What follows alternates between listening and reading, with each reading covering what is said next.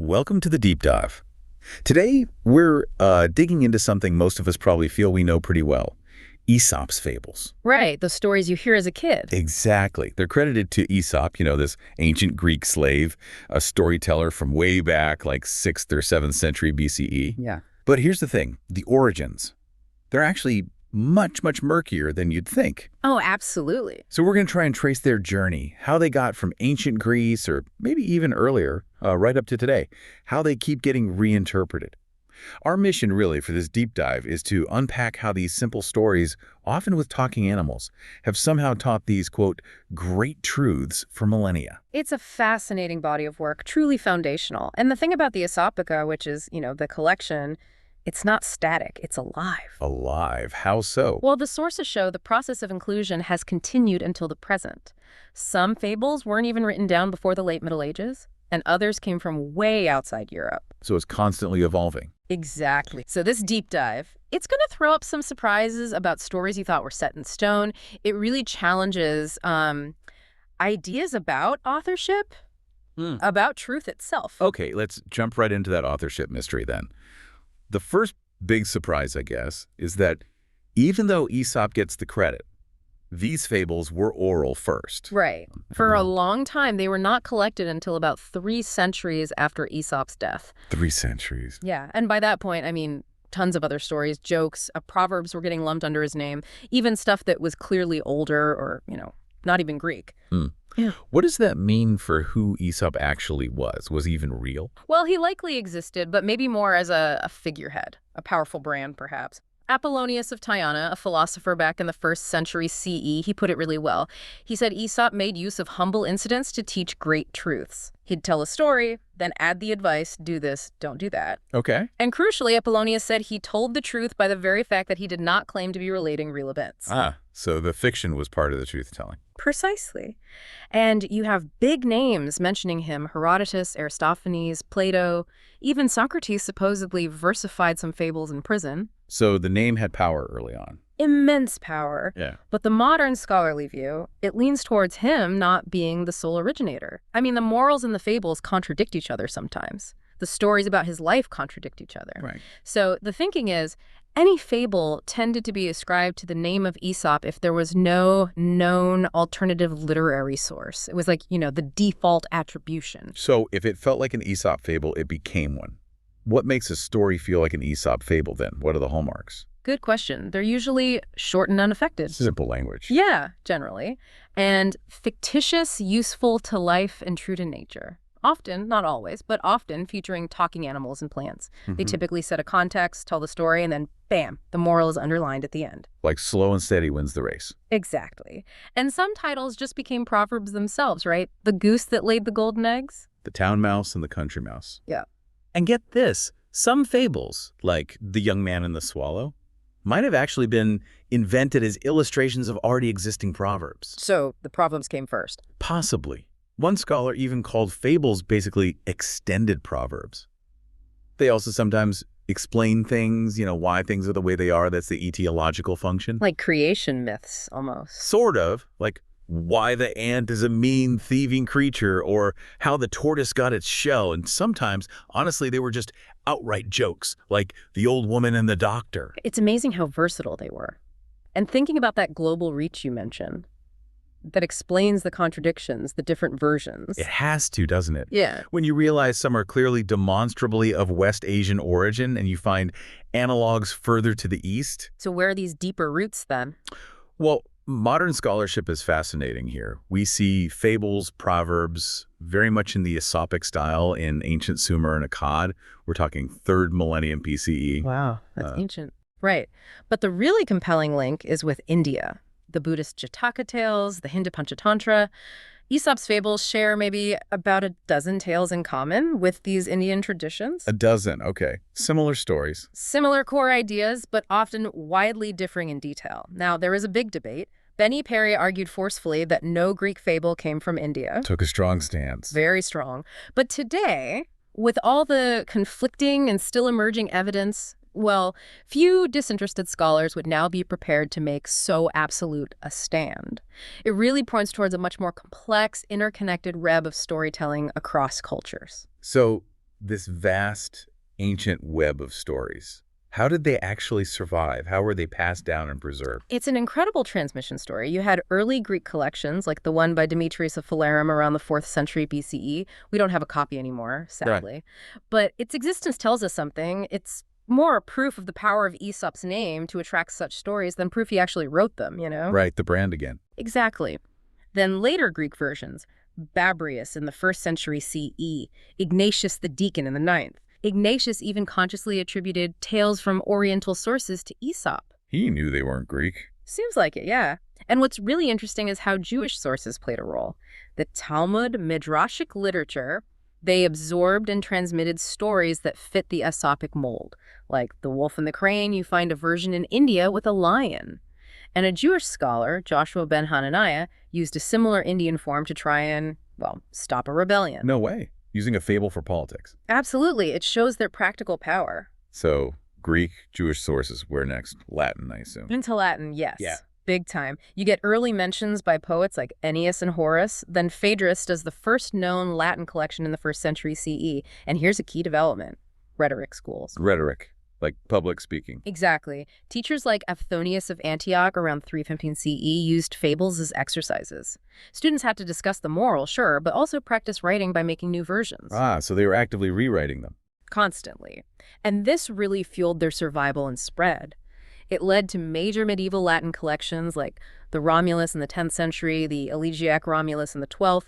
These became standard Latin teaching texts. So kids were learning Latin through Aesop. Pretty much. And during the Middle Ages, these weren't just straight translations, they were interpretive translations. New bits were added, often with a medieval and clerical tinge. Think Odo of Chariton's Parabolae.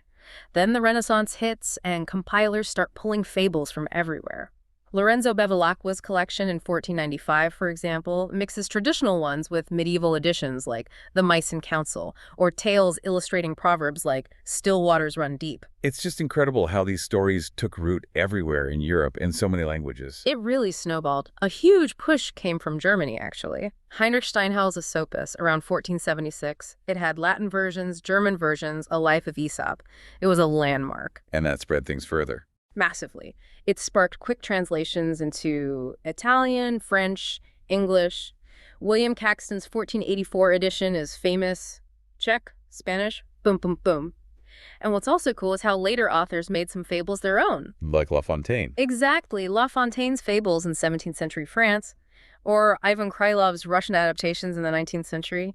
People almost associate the stories more with them than with Aesop sometimes. So the brand could be overwritten, in a way. In certain cases, yeah. Shows the power of a great retelling. And this wave didn't just watch over Europe, did it? How did they go properly global? Right, connecting to the bigger picture. They basically hitched rides on trade routes, colonization efforts, missionary work. Following the flags and the money. Pretty much. We see early Asian translations from Greek, like Syntipas in Syriac, a 10th century Uyghur version. Then the Latin-derived ones spread with Europeans. You get amazing adaptations, like a Nahuatl version in late 16th century Mexico, in Zazanili and Esopo. Nahuatl. The Aztec language. Yeah, and they adapted the stories, used Mexican settings, incorporated Aztec ideas, incredible fusion. Wow. And Japan. Japan's fascinating. Portuguese missionaries brought a Latin edition, translated into Romanized Japanese Aesopo no Fabulous, 1593. Later, a version called Aesopo Monogatari became, get this, the sole Western work to survive in later publication after the expulsion of Westerners from Japan. How? Why? Because by then, Aesop himself had been sort of adopted, acculturated, presented almost as if you were Japanese. The stories felt local. That's incredible cultural embedding. What about China? China started in the 17th century. Nicholas Trigal, Zhang Gang were early translators. Later, Robert Thom's Yushi Yuyan in 1840 was really popular until someone realized the fables were anti-authoritarian and the book was banned for a while. Huh. Too much truth-telling. Maybe. South Asia saw translations from the early 19th century. Africa, too. Sibusiso Nyembezi translated some into Zulu in the 1960s, cleverly swapping in animals more familiar locally. Substituted characters to fit the context. Smart. It just shows their fundamental adaptability, doesn't it? It really does. Yeah. So, through all this spreading and changing, who were they actually for? We think of them as kids' stories now, but that wasn't always the case, was it? No, definitely not. Initially, fables were for adults. Full stop. They tackled religious stuff, social issues, politics. They were ethical guides. So how did they become primarily children's literature? That's a big shift. It's a really interesting evolution. It starts picking up from the Renaissance onwards, being particularly used for the education of children. But the person who really seems to crystallize this idea is the philosopher John Locke. Locke. Yeah, Right. in his Some Thoughts Concerning Education, 1693, he seems to be the first to really advocate targeting children as a special audience. He argued they delight and entertain a child, yet afford useful reflection to a grown man. That dual appeal. Best of both worlds. Exactly, and he specifically recommended adding pictures to help kids engage, very forward-thinking. So Locke spots the potential. Yeah. How do people run with that? Oh, in some really creative ways across Europe, you had Pope Pius IV commissioning a collection, Centum Fabulae, specifically for moral and linguistic purity for kids in the 16th century. And King Louis XIV in the 1670s had this amazing series of hydraulic statues representing 38 chosen fables in the Labyrinth of Versailles, built for his son. Imagine. Water-powered fables. That's quite the educational tool. Isn't it? Then, in 18th century Britain, the children's market really took off. Samuel Croxall's 1722 edition added longer commentary on its moral and practical meaning. Robert Dodsley's version in 1761 tried to make it fun by having the animals speak in character, the lion sounding regal, the owl speaking pompously. Giving them personalities. Right, and illustrations became huge. Thomas Bewick's woodcuts, John Tenniel, who later did Alice in Wonderland, his designs for an 1848 edition, iconic stuff. Early 19th century authors consciously tried to weave the moral right into the story so kids absorbed it naturally. Amusement and instruction may go hand in hand, as one writer put it. Sneaking in the lesson. Kind of. And they ended up everywhere. On kids' tableware, from the Chelsea, Wedgwood, and Fenton potteries, on alphabet plates in the 19th century, deeply woven into childhood culture. So beyond amusement and basic morals, they were also tackling some pretty big questions, weren't they? Even about God, right and wrong. Oh, absolutely. There's that interesting overlap between fable and myth, especially the ones explaining origins, like why humans have reason or why animals look a certain way. But yeah, they definitely got into complex theological territory. How so? Well, some fables wrestle with ethical problems connected with divine justice. You have Hermes explaining why punishments might seem unfair or delayed, or a story called Horkos about swift divine payback. Grappling with the big questions through simple stories. Exactly. But then you also find moments of real open skepticism. Skepticism. In fables. Yeah, like the guy selling a statue of Hermes who says he needs cash now, not promises of future divine help, or the farmer whose tool gets stolen from a shrine who basically says, a god who cannot look after his own must be useless. Wow. Quite bold. It is. And that contrasts with others promoting self-reliance, like Hercules and the Wagoner. The origin of God helps those who help themselves. That one was huge in Protestant England. Different messages for different audiences or times. Seems like it. But here's the real kicker. How wildly they could be erratically reinterpreted for different faiths. The lion's share, usually about tyranny. The Sufi mystic Rumi turns it into a parable of oneness with the God of Islam. Completely different meaning. Totally. The Hares and the Frogs, a pretty funny tale, becomes a lesson to recommend trust in God in Jewish fox fables. The Wolf and the Crane. In Christian medieval Europe, it's seen as a parable of the rescue of the sinner's soul from hell. That's incredible flexibility. It really is. They were used in sermons, Odo of Chariton again, Martin Luther. They appeared in popular emblem books. It just demonstrates fundamentally the essence of fables is their adaptability. And that adaptability didn't stop at religion or morals. They jumped onto the stage too, didn't they? Became plays. They did. There was a real European fashion for creating plays around them, starting probably with Edmé Brissot in France in 1690. His play Les Fables d'Aesop, later Aesop à la Ville, he used the fables brilliantly as little satirical commentaries within the play, usually aimed at people trying to get something from Aesop or tangled up in romantic problems. So Aesop as a character dispensing wisdom through his stories. Exactly. And his later plays, like Aesop à la cour, Aesop at court, packed in lots of fables. The fox and the weasel, the town mouse and the country mouse, the wolf and the lamb. A greatest hits collection on stage. And did that influence others? How did it evolve towards, say, film and TV? Oh yeah, Borsal was influential. His play got translated into Italian, adapted in England by Vanbrugh. It shows that ongoing desire to see these truths acted out. Fast forward to the 20th century, and animation was a natural fit. Paul Terry's Aesop's film, Fables, back in the 1920s, J. Ward's Aesop and Son in the 60s, which often ended with a funny pun on the moral. A bit cheeky. Yeah, definitely spoofing it. There was a 1971 TV movie where Aesop is a black storyteller relating turtle fables to kids, and a really unique French TV series in the late 80s, early 90s, Les Fables Géométriques. Geometric fables. Literally.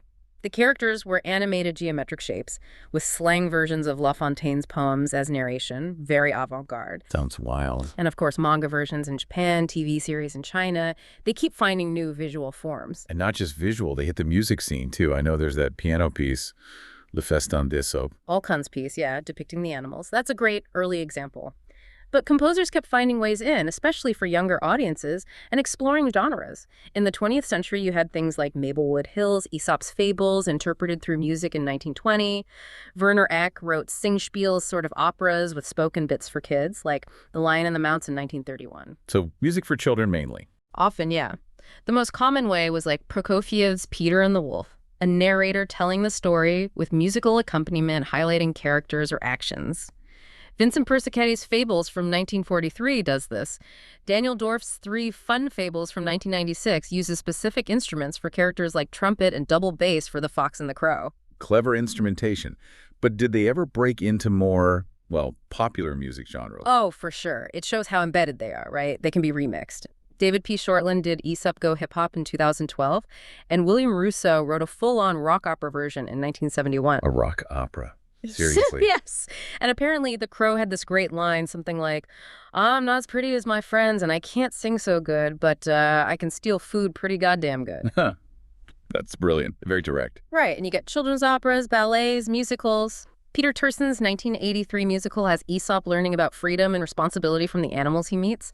Even modern jazz projects like Lefter's Cortis's Aesop project from 2010, mixing Mediterranean folk, classical, and jazz textures.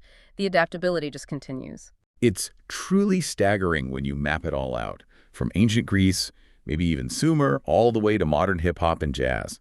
From serious guides for adults to kids' cartoons and tableware, Aesop's Fables are just this incredible testament to how powerful storytelling can be. Absolutely. Their influence is just immense: philosophy, religion, language, art, music, theater, across every century, every continent, it seems. It really is. And, you know, the fact that new stories kept getting added to the collection, the Aesop corpuses, even stories we know were written much later by specific authors, it suggests that Aesop's Fables isn't really about one historical person anymore, is it? More like a category of story. Exactly. It's more about this timeless human need, this impulse we have to explore and share universal truths using these imaginative, moral-driven tales. So maybe the question for you listening is, what does this constantly growing, ever-changing collection tell you about the power stories have, how they can outgrow their origins and keep reflecting our search for wisdom generation after generation?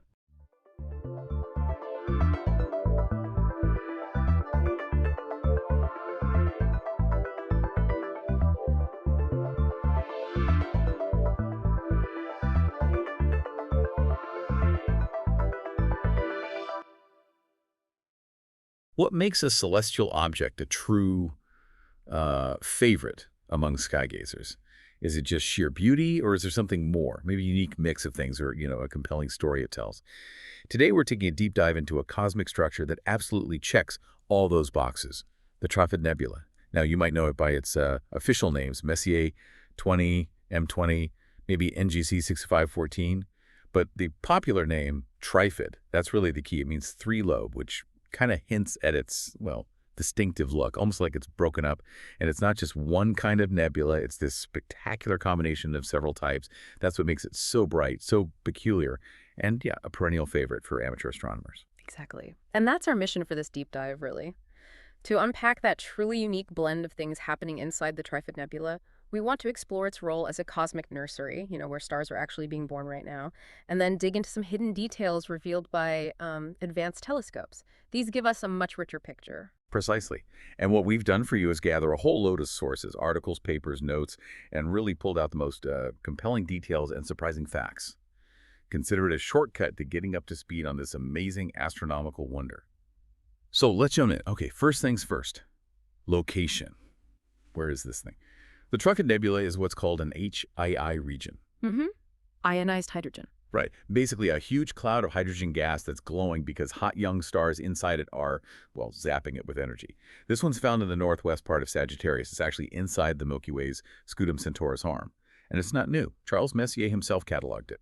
June 5th, 1764. That's quite a while ago. A historic observation. It really is. And what makes it so fascinating, so unusual, is this combination of different cosmic features all packed together. First, there's an open cluster of stars right in the middle of it all. Then you have the emission nebula, that's the classic reddish-pink part you see in photos. That's gas glowing because those hot stars are energizing it, literally lighting it up. But then there's also a reflection nebula, usually looks blue, often to the northeast side. Ah, right. That's dust, isn't it? Exactly, just dust reflecting the light from those same nearby stars, scattering the blue light more effectively, hence the color. Yeah. And then you have the dark nebula. Those are the apparent gaps, the dark lanes that give it the Trifid or three-lobed look. These aren't empty holes, though. They're super dense clouds of dust blocking the light from behind. They even have their own designation, Barnard 85. Wow, that's quite the celestial melting pot, all happening in one place. It really is. It must be tricky sometimes for astronomers to sort out what's what with all that going on together. But it's incredible how these distinct parts, the star cluster, the glowing gas, the reflecting dust, the dark lanes, create such a stunning visual. Yeah. Especially even in a small telescope. You can see why it stayed popular for so long. Okay, we've touched on its looks, but what really gets me excited is its dynamic side. Yeah. How does it actually work as a stellar nursery? It's not just pretty, it's active, right? Oh, absolutely vibrant. And what's really profound is that the very things making it beautiful, that intense radiation from young stars, are also sculpting the dust and gas. They're actively shaping the birth of new stars. It's like a cosmic dance of creation. The heavyweight champion star formed in this region is called HD 164492A. It's an 07.53 star. Okay, what does that mean in, like, plain English? It means it's incredibly hot, a massive blue-white giant, way, way bigger and brighter than our sun, over 20 times the mass. Right. Yeah. It's the powerhouse, blasting energy into the nebula, driving most of what we see. And it's not alone. It's surrounded by a cluster of about 3,100 other young stars, all born nearby. So astronomers have pointed some serious hardware at this nursery. Tell us about that big Hubble investigation back in 1997. How did they get those amazing detailed pictures? Right, Hubble, they use specific filters. These filters isolate light from particular atoms, hydrogen, ionized sulfur, and doubly ionized oxygen. Like special sunglasses for different elements. Kind of, yeah. It lets them map out where these different chemicals are and what state they're in with incredible detail. Then they combine these separate images into a false color picture. It's not what your eye would see, but assigning different colors to different filters helps scientists visually separate and understand the different processes and structures. And those Hubble close-ups, they revealed some truly amazing stuff. They found this dense cloud of dust and gas, calling it a stellar nursery full of embryonic stars. It's about 8 light years away from the main central star. And even cooler maybe was this stellar jet, a stream of material shooting out from the cloud about 3/4 of a light year long. A jet, like exhaust from star formation.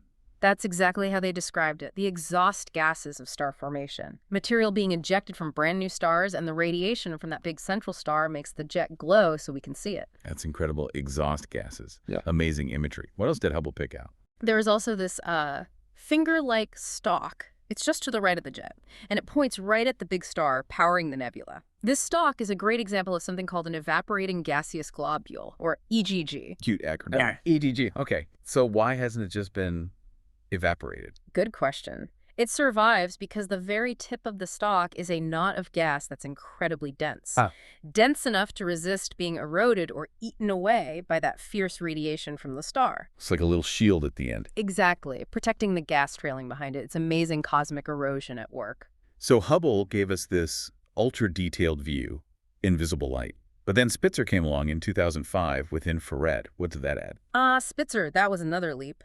Using infrared light, which can see through dust that blocks visible light, Spitzer found 30 embryonic stars still forming and 120 newborn stars. That Hubble couldn't see at all. That Hubble couldn't see at all because they were hidden behind the dust. Wow. So what does that tell us about how we actually observe the universe? It's fundamental, really. It shows that you need multiple wavelengths to get the full picture.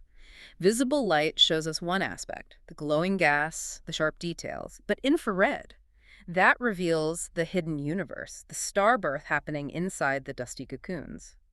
What you see in one type of light is almost never the whole story. Each wavelength holds different secrets. Infrared lets us peer into those hidden nurseries. That really puts our own perspective in check, doesn't it? Yeah. Let's talk scale for a second. This nebula is about 4,100 light years away. What does that distance actually mean for the light we're seeing? It means the light hitting our telescopes, or your eyes through a telescope, left the Trifid Nebula 4,100 years ago. So we're seeing ancient history. Precisely. A snapshot from over 4 millennia in the past, finally reaching us after crossing that vast distance. And its apparent magnitude, plus 6.3. That explains why it's bright enough, combined with being so peculiar, to be that amateur favorite. You can actually spot it with basic equipment, which is amazing given the distance. So what does all this mean for you, the listener, trying to wrap your head around this? It means you're looking at this incredibly dynamic, ongoing process. Cosmic creation happening right now, or rather 4,100 years ago, and we see it through all these different lenses visible, infrared revealing both the sheer beauty and the really powerful physics shaping our galaxy. It's a constant show, birth and change on a massive scale. The Trifid Nebula really is awe-inspiring, isn't it? One object combining emission, reflection, dark nebula. And it's an active star factory. It's just a perfect example of how complex and dynamic space is. It is, and it makes you wonder, doesn't it? If telescopes like Hubble and Spitzer revealed so many hidden stars and processes we couldn't see before, well, what else is out there? What other incredible nurseries? What hidden phenomena are waiting just beyond what we can currently detect? Maybe in wavelengths we're only just starting to really explore properly. Yeah, it really highlights the continuous journey of discovery in astronomy. Every new observation, every different way of looking just deepens our understanding. It constantly reshapes what we think we know about the incredible universe all around us.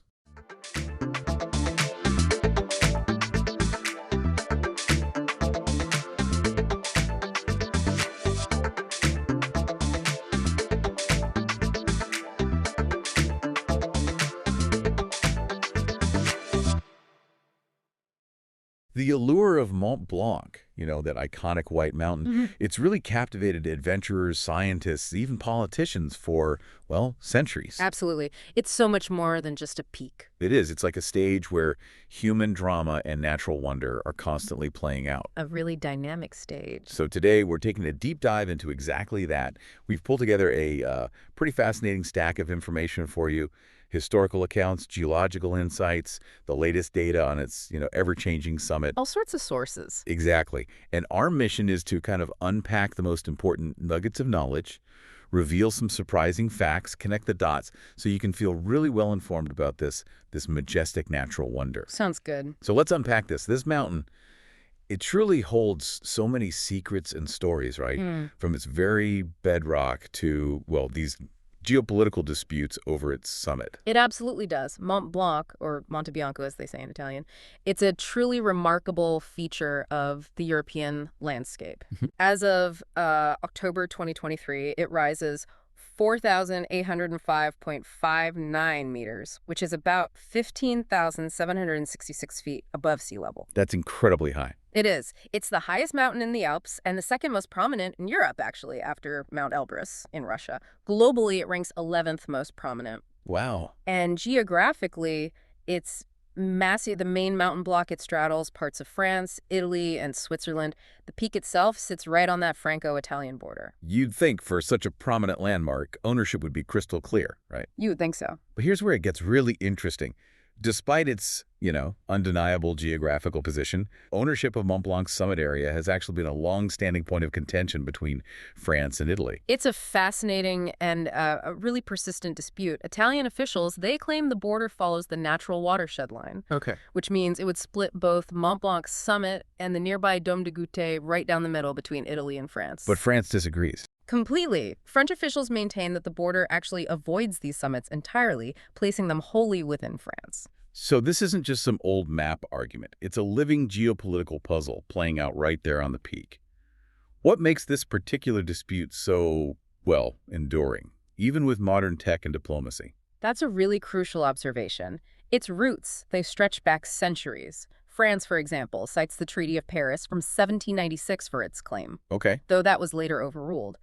The Act of Turin, signed back in 1860 by Napoleon III and Victor Emmanuel II of Savoy, that's the one that's still technically legally valid for both governments today. But the maps still don't line up. Exactly. There are significant discrepancies. Italy claims that France essentially moved the border back in 1865. Moved it how? Based on surveys by a French army cartographer, Captain J.J. Muley, his maps incorporated the summit fully into French territory, and this naturally created differences with Italian maps from the same time, like a Sardinian Atlas map from 1869, which clearly shows the border on the watershed, like Italy claims. And it seems even modern mapping sort of acknowledges this ambiguity. It does. Modern Swiss mapping from their Federal Office of Topography, they actually plot disputed territory around both the Mont Blanc and Dôme du Goûter summits. So they show both versions. Pretty much. They offer two interpretations.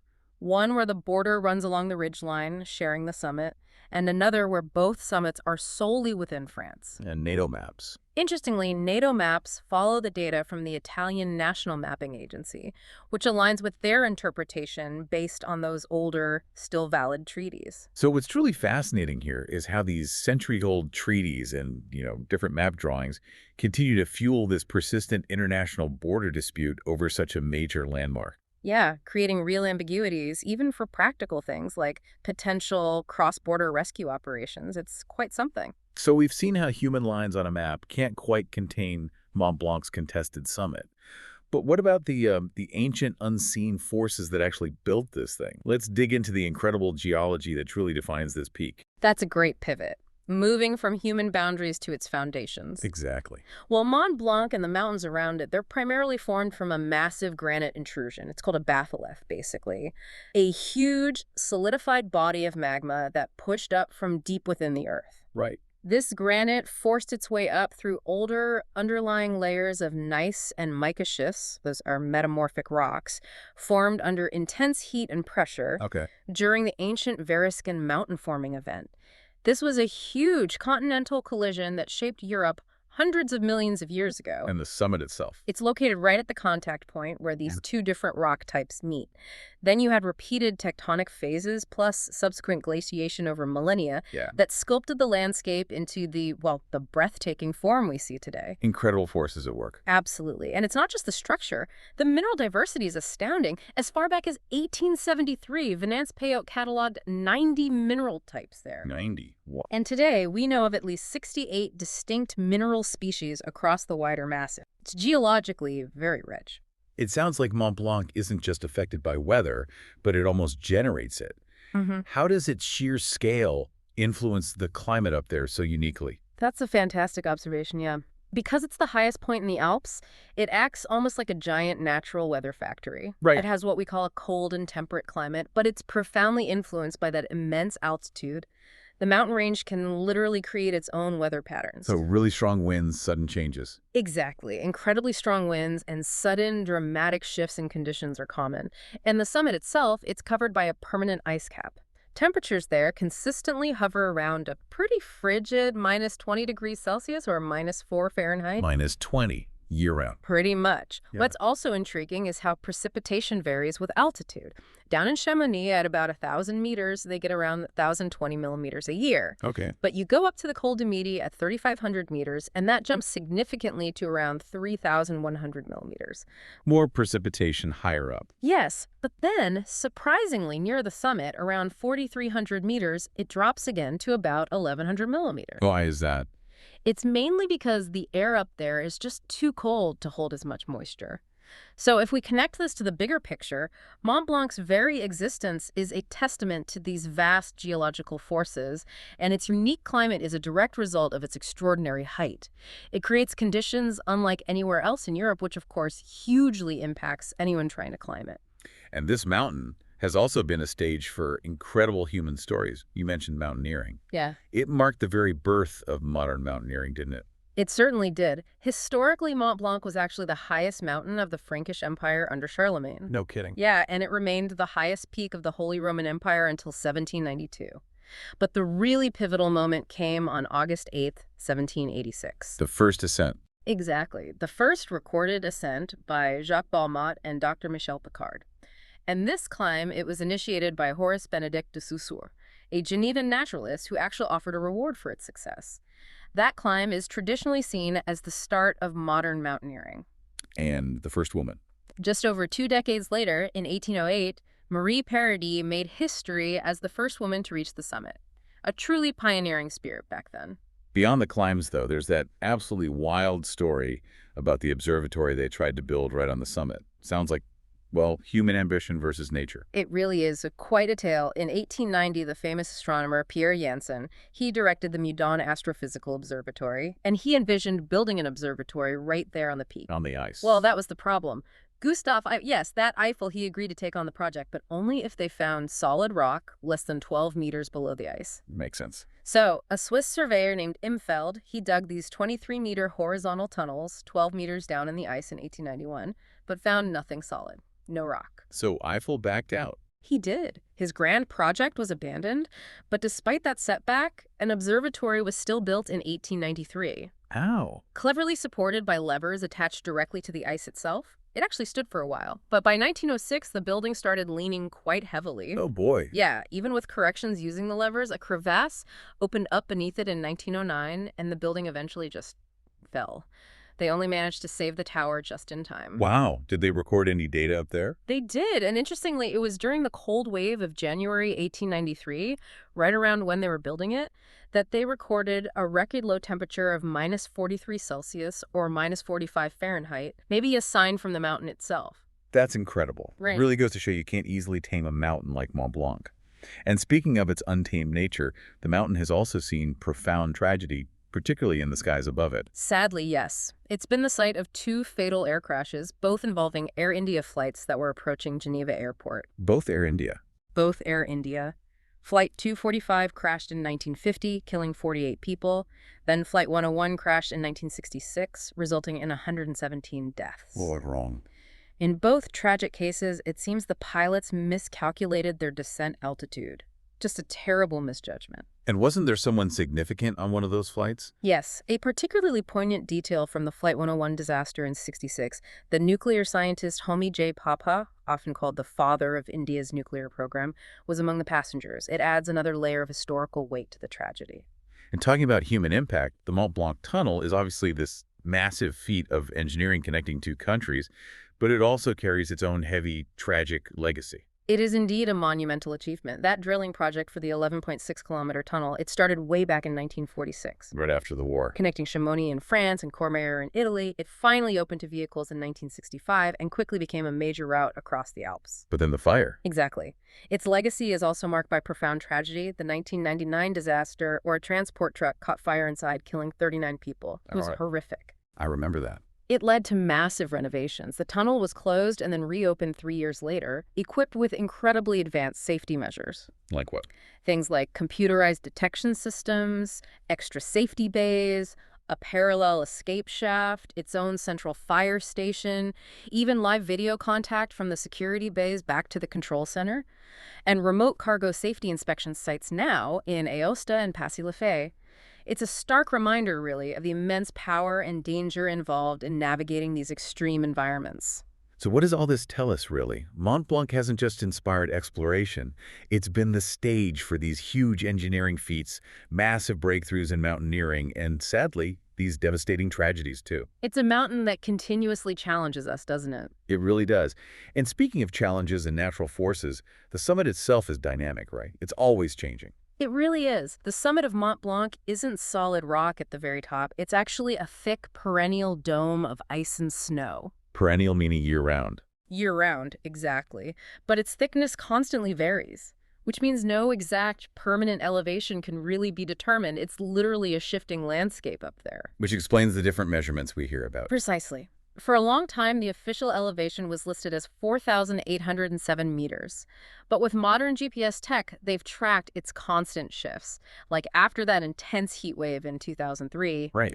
it actually shot up significantly in height, and the peak even shifted position by 75 centimeters. Wow. Since then, they do regular measurements every 2 years, and they show it continually bobbing up and down, sometimes higher, sometimes lower. The most recent reading from 2023 was 4,805.59 meters. Slightly lower again. Slightly lower. And it's also worth noting the actual rock summit is lower still at 4,792 meters, and it's located about 40 meters west of the ice-covered summit people aim for. Huh. That's a fascinating distinction between the rock and the ice cap. Isn't it? The peak you stand on isn't the geological peak. Okay, let's unpack the climbing side more. Annually, something like 20,000 mountaineers attempt the summit. That's a huge number. It is an enormous number. And while it's considered technically easy for really experienced climbers, it's still incredibly arduous, isn't it? And requires serious acclimatization. Absolutely essential. You cannot underestimate the altitude. And you're right, from the Aiguille du Midi cable car stop, Mont Blanc looks deceptively close. It really does in photos. But it's still another 1,000 meters higher. It's a serious undertaking. So what are some of the popular routes, and what makes them so challenging? Well, there are several classic routes climbers usually take. The Gouter route, sometimes called the Voie des Cristalliers or Voie Royale, that's the most popular, generally takes 2 days. But it has dangers. Oh, yes. It involves crossing the Grand Couloir or the Gouter corridor, which is notoriously dangerous because of frequent rock falls. Very risky section. Okay. What else? Then there's La Voie des Trois Monts, the route of the Three Mountains, or La Traversée. That one's more technical. It crosses Mont Blanc du Tacoul and Mont Maudit before the final push to the summit. Sounds tougher. It requires more technical skill, yes. Other options include the historic Grand Mulet's hut route, which is very popular for ski descents in the spring, and La Route des Aiguilles Grises, that's the standard Italian route. Any longer ones? There's the Miage Bionnasse Mont Blanc crossing. That's a 3-day expedition, often described as a truly magical expedition of ice and snow arêtes. Beautiful, but long and demanding. Each route offers its own unique blend of challenge and, well, absolutely breathtaking scenery. But despite the allure and these stunning routes you've described, Mont Blanc has a very dark side when it comes to safety. The number of fatalities. It's quite shocking, isn't it? It truly is. What's fascinating in a grim way is the sheer number of fatalities. It makes Mont Blanc undeniably one of the deadliest mountains in the world. I've heard figures. There was an estimate back in 1994 suggesting a total of 6,000 to 8,000 alpinist deaths over the years. 6,000 to 8,000. Yes, more than any other mountain. And remember, these numbers don't even include the fatalities from those 2 Air India plane crashes we talked about. Right. Now, you sometimes hear claims of, say, 100 hiker deaths a year, but the actual reported annual numbers since the 1990s are typically lower, between 10 and 20. Still significant, though. Absolutely. For instance, 14 people died in 2017 out of those 20,000 attempts. 15 died by August of 2018. And a specific study just on that dangerous Gouter couloir reported 74 deaths just between 1990 and 2011. 74 in one spot. Plus another 17 from 2012 to 2015 and 11 in 2017 alone. It's incredibly hazardous. Climbers face numerous dangers. Very delicate passages, constant rockfall risk, unpredictable avalanches, and of course life-threatening altitude sickness if they're not properly acclimatized. It's a sobering reminder of the mountain's inherent power. And climate change is only making things worse, right? Making even established routes more perilous. It absolutely is. Recent temperature rises, these intense heat waves we've seen, like in the summers of 2015 and 2018, they've significantly impacted many climbing routes across the Alps, not just on Mont Blanc. Oh, specifically? Well, for example, in 2015, the Grand Mulets route, which used to be quite popular, became blocked by virtually impenetrable fields of crevasses. The ice shifted dramatically. Wow. And the Gouter hut, on the most popular route, was even temporarily closed by the authorities for several days because the rockfall danger in the couloir became extreme. They actually had to use helicopters to evacuate stranded climbers. That's serious. Very. And in 2016, a completely new, large crevasse opened up high on the Boss's Ridge, which is a key part of the final section on the main routes. It created this new, unexpected obstacle. The mountain is actively changing under climbers' feet. And we've even heard concerning incidents involving children recently, which raises important questions about, acceptable levels of risk in these extreme environments. That's a really crucial point and a sensitive one. In July 2014, there was an American entrepreneur, Patrick Sweeney, who attempted the climb with his 9-year-old son and 11-year-old daughter. With kids that young. Yes. They were caught in an avalanche, incredibly luckily escaped death, and had to turn back. Then in August 2014, an unknown Austrian climber was intercepted by mountain gendarmes at 3,200 meters with his 5-year-old son. They forced him to turn back. 5 years old. And in August 2017, 9-year-old Hungarian twins and their mother had to be rescued by helicopter from 3,800 meters, while their father and a family friend apparently continued their summit attempt. That's controversial. It definitely raises that important question. What exactly are the boundaries of acceptable risk, especially when it involves young people in such inherently dangerous environments? It's a constant debate within the mountaineering community, and certainly something for all of us to consider. Yet, despite all these dangers, all the challenges, Mont Blanc continues to inspire these incredible, sometimes even outlandish feats. It seems there's no limit to human ingenuity or maybe audacity when it comes to this mountain. It absolutely seems that way. I mean, back in 1960, an airplane pilot named Henri Giraud managed to land an actual aircraft on the summit. Land an airplane. The summit's tiny. It's only about 30 meters long. Imagine trying to land there. And paragliders have made daring landings too. 7 pilots landed in 2003, and then a record 50 pilots landed in 2012, including the second ever tandem landing. 50 paragliders on the summit. At roughly the same time, yes. And then in a moment of perhaps pure, slightly absurd joy, a group of 20 people managed to haul up and set up a hot tub at the summit in 2007. A hot tub. How? I have no idea how they managed that. And on a more serious note, a Danish artist, Marco Beveristi, draped the peak with red fabric, also in 2007, to raise environmental awareness. The sheer variety of human interaction with this peak is truly astonishing. And the speed records are just mind-boggling. Sounds like a completely different kind of human endurance. What are some of the most astounding speed feats we've seen? You're right, they are something else. These are the FKTs, fastest known times, and they really push the limits of what seems physically possible. So who owns the records? Well, back in 1990, Pierre-André Gobet did the round-trip ascent and descent from Chamonix in an incredible 5 hours, 10 minutes, and 14 seconds. 5 hours? Yeah. That's insane. Then in 2003, Stéphane Bros and Pierre Junot, using a technique called ski walking, went up in just 4 hours and 7 minutes and came back down in 1 hour and 8 minutes. Total time, 5 hours, 15 minutes. Even faster on the way up. But the fastest overall ascent and descent record currently belongs to the legendary Kilian Jornet. In 2013, he did it in an almost unbelievable 4 hours, 57 minutes, and 40 seconds. Under 5 hours for the whole thing. It's just incredible. And for women, Emily Forsberg set a fastest known time in 2018. 7 hours, 53 minutes, 12 seconds. That was then broken by Hilary Girardi in 2023 with a new record of 7 hours, 27 minutes, and 39 seconds. Notably, she took a longer but safer route. These records represent an almost unimaginable level of physical and mental strength. It's clear Mont Blanc has really permeated popular culture, too, serving as this powerful muse for artists across different mediums. Yeah. What are some of the most enduring cultural references? Well, it's been a powerful backdrop for so many art forms. In cinema, you have classic films like Storm over Mont Blanc from 1930, which even starred the controversial figure Leni Riefenstahl. Right. There's also Abel Gance's 1923 film La Rue, which is set around the railways in the Mont Blanc area. And on television, the BBC's adaptation of the Tripods trilogy has its main characters journeying towards Mont Blanc. And in literature.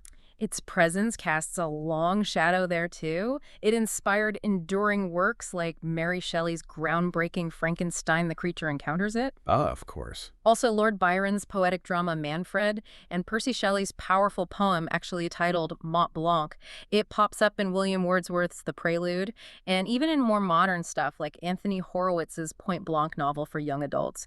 It really solidifies its place in our collective imagination as the symbol of both immense beauty and raw, untamed power. So, bringing it all together, what does this all mean for the future of Mont Blanc? How are we protecting this iconic peak, given all these human impacts and the natural changes we've discussed? That's the critical question now, isn't it? Well, Mont Blanc is currently being put forward as a potential UNESCO World Heritage Site. Okay, that's significant. It is. The designation is being sought because of its unique geological features, obviously, but also its huge cultural importance as the birthplace and symbol of modern mountaineering. To achieve that status, though, it would need a joint request from Italy, France, and Switzerland, really highlighting its international significance. But it faces threats from tourism. Big time. Yeah. It's one of the world's most visited tourist destinations, which unfortunately raises serious concerns about its preservation. There was a book back in 2002, Le Versant Noir du Mont Blanc, The Black Hillside of Mont Blanc, which really exposed a lot of the problems caused by over-tourism. Like waste. Exactly. On a more practical and maybe slightly humorous note, Europe's two highest toilets were actually helicoptered up near the summit in 2007, sitting at 4,260 meters, specifically to help alleviate the issue of human waste left by climbers, a small but necessary step. Highest toilets in Europe. Probably. But the really big overarching threat remains global warming. It's undeniably melting glaciers, it's causing more frequent avalanches and rockfalls, and it's making climbing conditions increasingly dangerous and unpredictable. So, connecting this to the bigger picture. Right. Mont Blanc isn't just some static geological marvel or just a stage for human ambition. It's a living, breathing, changing entity that's grappling with really significant environmental and human pressures. It kind of urges us to think hard about its long-term preservation as a shared natural treasure. We've really journeyed through a lot today. Mont Blanc's ancient geological past, navigated its complex border disputes, celebrated its pioneering spirit and those incredible human feats, grappled with the tragic incidents, marveled at its ever-fluctuating height, and acknowledged the pressing challenges it faces now. It's truly a place of breathtaking beauty, inspiring ambition, and sometimes stark reality. Indeed. It's a mountain that continuously asks profound questions of us, challenging our perceptions and maybe even our responsibilities towards these wild places. So thinking about that, given its disputed ownership, its constantly shifting elevation, and the really dramatic impact of climate change we're seeing, what does the future truly hold for Mont Blanc? Will it continue to be this shared international symbol of the Alps, or will its very identity be irrevocably redefined by these powerful ongoing forces?